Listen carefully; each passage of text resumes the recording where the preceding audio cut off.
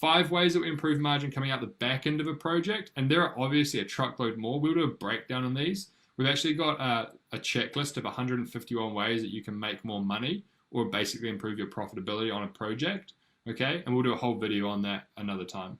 But the 5 immediate ones that we want to action straight away is controlling labor, controlling materials, controlling subs, variations and change orders, depending on where in the world you are, and then material dates and payment rates. So it's pretty self-explanatory. Your biggest ones that you should start with, though, are labor and variations or change orders.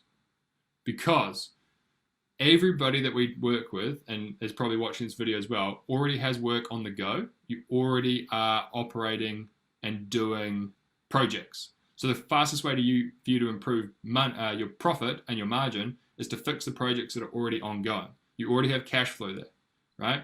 Start closest to the cash. So we want to look at your labor efficiencies, things like daily stand-ups, clear scope of works, making sure that the boys know what their roles and responsibilities are, making sure that there is a forecast and actuals, and they're achieving that based on the scoreboard of how they're going. And then the second one that I would recommend looking at immediately is number 4, which is variations and change orders. What constitutes a variation? Making sure that the team don't miss anything. We've got a good process in place for that, so it gets signed off before it gets sorted out. And then also that the people are coached and trained on how to do this as well. Because more often than not, the variations are either a place where your margin evaporates and you lose all your profit, or you don't experience margin creep through a job. You experience margin gain through a job, and it goes up massively because then you're able to increase your margin through a project. And normally, sometimes it comes back to the person that is delivering that variation, and they're feeling a little funny, and they're like, shit, I didn't really tell the client that it was going to be this much. I feel kind of shitty about this. Maybe we can wear half of it. Maybe we can just invoice them for the other half. It's like, no, that's not how this works. Like, either you're going to pay for it or the client's going to pay for it. And whose house is this, right?